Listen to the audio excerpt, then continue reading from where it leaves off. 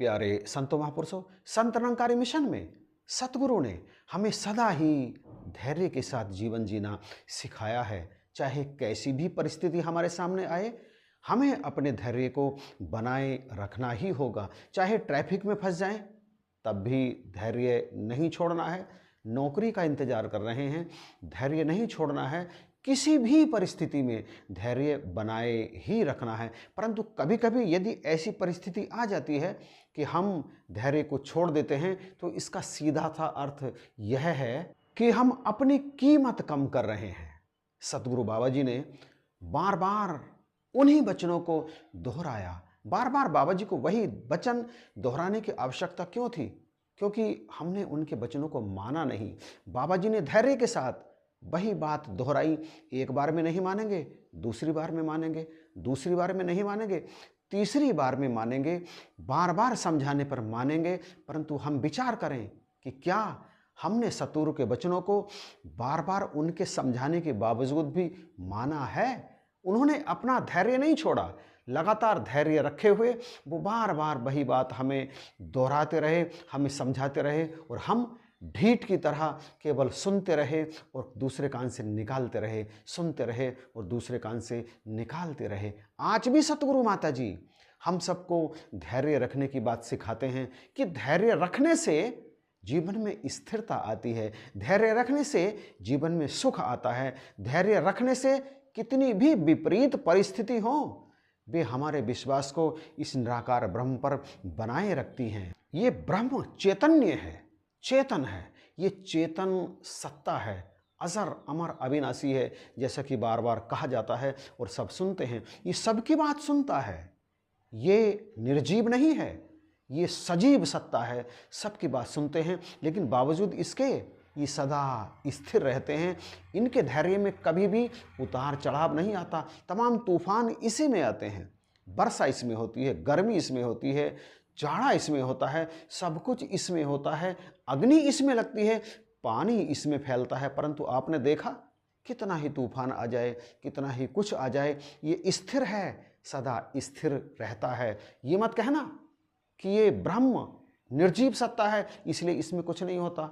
निर्जीव नहीं है, ये सजीव सत्ता है, चेतन सत्ता। हम सब चेतना के कारण ही एक दूसरे से संपर्क बनाए रखते हैं, हम सब चेतना के कारण ही जीव कहलाते हैं। और ये ब्रह्म चेतन सत्ता है, सत चित आनंद, इसमें सब कुछ हो सकता है, परंतु होता नहीं है क्योंकि ये स्थिर हैं। इनका मूल स्वभाव कभी नहीं बदलता। हमारे अंदर जो इनकी चेतना है, हमारे अंदर जो इनका जीव है, उसका स्वभाव भी नहीं बदलना चाहिए, परंतु प्रकृति के अधीन होकर वो स्वभाव बदलता रहता है। परंतु जब ब्रह्म का ज्ञान प्राप्त कर लिया तो फिर बदलाव क्यों? जीवन में ठहराव क्यों नहीं है इस निराकार ब्रह्म की तरह? सदगुरु माता जी कहते हैं कि ब्रह्म को देख तो लिया, इसका ज्ञान तो प्राप्त कर लिया, परंतु अब अपने आप को इसके जैसा बनाने का प्रयास नहीं कर रहे हैं।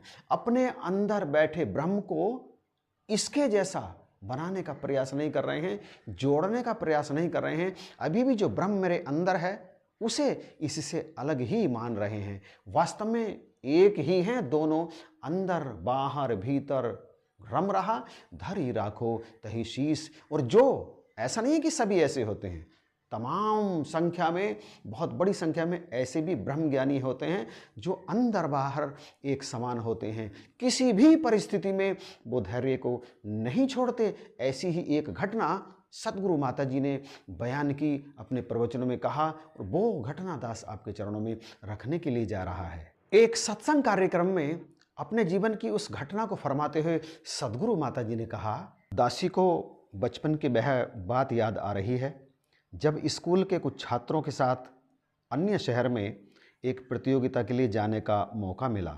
हम सब एक होटल में ठहरे हुए थे। हम में से एक छात्रा जो कि दमे की मरीज थी, उसकी तबीयत अचानक ख़राब हो गई। हमारी बस का ड्राइवर बस लेकर कहीं चला गया और उस छात्रा की ज़रूरी दवाई भी बस में ही रह गई। जब उसकी तबीयत ज़्यादा ख़राब होने लगी और उसको सांस लेने में बहुत ही दिक्कत होने लगी, तो होटल की मैनेजमेंट ने ड्राइवर से किसी तरह संपर्क बनाया और उसे तुरंत वापस आने को कहा, परंतु ड्राइवर को आने में बहुत देर हो गई। आसपास कोई मेडिकल सुविधा न होने के कारण हम सब उसकी तबीयत बिगड़ती देखकर परेशान हो रहे थे कि अब क्या होगा। ऐसी तबीयत होते हुए भी वह शांत भाव से गहरी लंबी सांसें ले रही थी और कभी कभी खिड़की के पास जाकर सांस लेने का प्रयास भी कर रही थी। कुछ देर बाद जब ड्राइवर वापस आया और बीमार छात्रा को उसकी दवाई दी तो देर से आने के लिए गुस्सा करने की बजाय उसने मुस्कराते हुए उसका धन्यवाद किया। उसके बाद जब हमने स्कूल के सालाना दिवस में उस लड़की को एकदम ठीक देखा तो एक सहेली ने उससे पूछा कि उसने ऐसी परिस्थिति में भी कैसे सहज भाव में रहकर ड्राइवर से बात कर ली।